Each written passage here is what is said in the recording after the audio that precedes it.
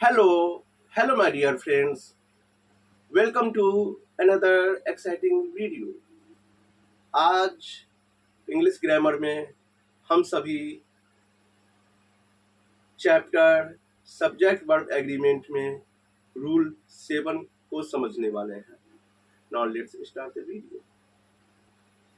Rule 7 इस प्रकार है. रूल ऑफ वन और सेपरेट पर्सन.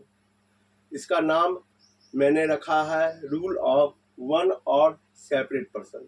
और ब्रैकेट में आपको जो नाउन दिख रहा है इसका भी मतलब जब हम इसकी व्याख्या करेंगे तो समझ में आ जाएगा. यदि किसी वाक्य में दो सिंगुलर नाउन एंड से जुड़े हों तथा पहले वाले सिंगुलर नाउन के साथ आर्टिकल्स या पॉजेसिव एडजेक्टिव जैसे कि माय, आवर, योर, हिज, हर और भी हो सकता है का प्रयोग हो तो इससे एक ही व्यक्ति का बोध होता है. और जाहिर सी बात है सिंगुलर वर्ब का यूज होगा. इसी तरह इसी नियम का दूसरा भाग, यदि किसी वाक्य में दो सिंगुलर नाउन एंड से जुड़े हों तथा दोनों सिंगुलर नाउन के साथ आर्टिकल्स या पॉजेसिव एडजेक्टिव का प्रयोग हो तो इससे अलग अलग व्यक्तियों का बोध होता है और प्लूरल वर्ब का प्रयोग होता है.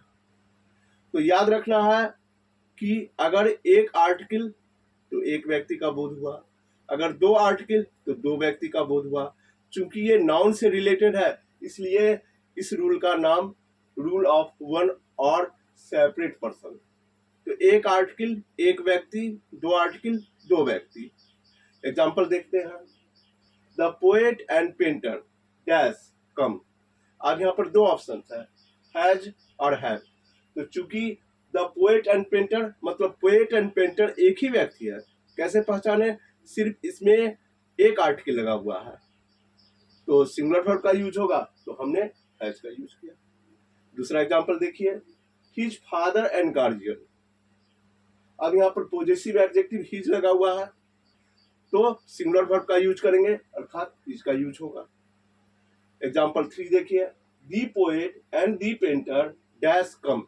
अब चूंकि यहाँ पे दो आर्टिकल है इसका मतलब क्या निकला कि पोएट और पेंटर अलग अलग व्यक्ति हैं, एक ही व्यक्ति नहीं है. जैसा कि एग्जांपल 1 में था पोएट एंड पेंटर एक ही व्यक्ति था, यहाँ पर दी पोएट एंड दी पेंटर दो आर्टिकल है अर्थात दो अलग अलग व्यक्ति हैं. तो इसलिए वर्ब क्या होगा? प्लूरल होगा अर्थात हैव का यूज होगा. एग्जांपल 4 देखिए, the principal and the teacher. अब यहाँ पर दो आर्टिकल है तो यहाँ पे वर्ब क्या लगेगा? वर लगेगा. The principal and the teacher were present in the meeting. तो आशा करता हूं कि यह आपको अच्छे से समझ में आया होगा. Thank you very much.